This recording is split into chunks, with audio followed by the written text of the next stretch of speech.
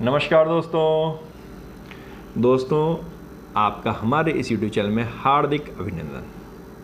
दोस्तों, income tax forms की इस सीरीज में आज हम बात करने जा रहे हैं कि सर यदि मेरा 194N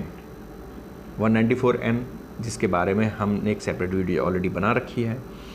194N मैं यहाँ पे आपको थोड़ा ब्रीफ में बता देता हूँ कि 194N बात करता है टैक्स डिडक्शन की। यदि आप बैंक से एक लिमिट से ज़्यादा आप कैश को विड्रॉ करते हो या कैश आप डिपॉजिट करते हो तो बैंक कुछ टैक्स आपका TDS काट लेता है। वो कितना काटता है वो आप हमारी सेपरेट वीडियो देखिए, उसमें आपको डिटेल में सारी जानकारी मिल जाएगी।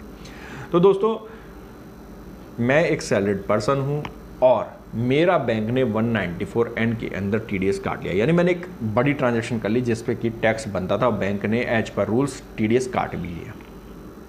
तो दोस्तों, अब आपने एक और काम किया।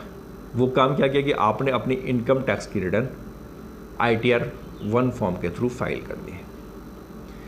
कुछ समय के बाद आपके पास एक नोटिस आया कि जी आपकी रिटर्न गलत है, डिफेक्टिव है, आपने रॉन्ग फॉर्म को चूज किया है। आप कहोगे यार ये कैसे पॉसिबल है, सैलरीड पर्सन हूँ, 50 लाख से कम की मेरी टोटल इनकम है। मेरे को मेरे कंसल्टेंट ने कहा था कि सर सैलरीड के केस में सहज फॉर्म के थ्रू आप ITR फाइल कर सकते हैं और मैंने अपनी ITR फाइल कर भी दी थी। अब आप कहते हो कि साहब ये नोटिस मेरे पास आ गया। तो दोस्तों, बिल्कुल ठीक है कि आपकी यदि इनकम 50 लाख से कम है आप ITR 1 फाइल कर सकते थे, सैलरीड की आपकी इनकम थी। परंतु दोस्तों, वहाँ पर एक रिस्ट्रिक्शंस हैं, एक कंडीशन है। कंडीशन ये है कि यदि आपका TDS 194 के अंदर काटा गया है, यदि 194 के अंतर्गत आपका TDS ऑलरेडी कट चुका है, तो उस केस में आप ITR 1 फॉर्म के थ्रू अपनी इनकम टैक्स की रिटर्न को फाइल नहीं कर पाएंगे। जी हाँ दोस्तों, तो आप ये चीज़ जरूर ध्यान दीजिएगा जब भी आप अपनी रिटर्न को फाइल करें। 26A में चेक कर लीजिए कि जी आपके जो TDS कटे हैं उसमें से कहीं कोई TDS 194N के अंदर तो नहीं कटा।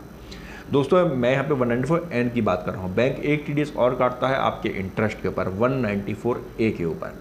तो यदि वो 194A पे TDS कटा है कोई दिक्कत नहीं है। इंटरेस्ट इनकम यदि आपकी है वो अदर सोर्सेज में आती है, आप ITR 1 के अंदर आप उसको शो कर सकते हैं।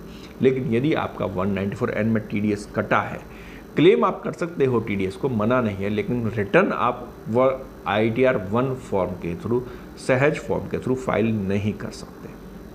तो दोस्तों, रिटर्न फाइल करने से पहले जरूर ध्यान रखिएगा जिससे कि आपके पास इस तरह का कोई नोटिस ना आ जाए। आपको जानकारी कैसी लगी हमें कमेंट जरूर कीजिएगा। चैनल तो आपने सब्सक्राइब कर लिया होगा, यदि नहीं किया नुकसान आपका, फ़ायदा दुनिया का। क्योंकि अगर आप हमारे चैनल को सब्सक्राइब नहीं करोगे आपको सिंपल लैंग्वेज में आपके क्वेश्चंस का जवाब नहीं मिलेगा।